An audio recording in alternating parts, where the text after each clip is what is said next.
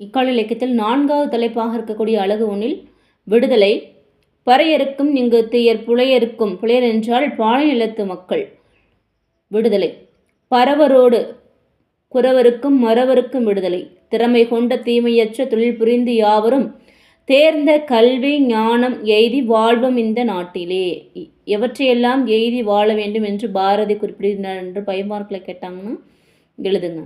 ஏழை என்றும் அடிமை என்றும் எவனும் இல்லை ஜாதியில் இழிவு கொண்ட மனிதர் என்பது இந்தியாவில் இல்லையே. யார் இந்தியாவில் இல்லை என்று பாரதி குறிப்பிடுகிறார் என்றால் இழிவு கொண்ட மனிதர் என்பது இந்தியாவில் இல்லையே. வாழி கல்வி செல்வம் எய்தி மனமகிழ்ந்து கூடியே மனிதர் யாரும் ஒரு நிகர் சமானமாக வாழ்வோமே.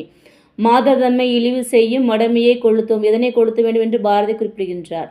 மாதர் தம்மை இழிவு செய்யும் வையை வாழ்வதனில் எந்த வகையிலும் நமக்குள்ளே தாதர் என்ற நிலைமை மாறி ஆண்களோடு பெண்களும் சரிநிகர் சமானமாக வாழும் இந்த நாட்டிலே.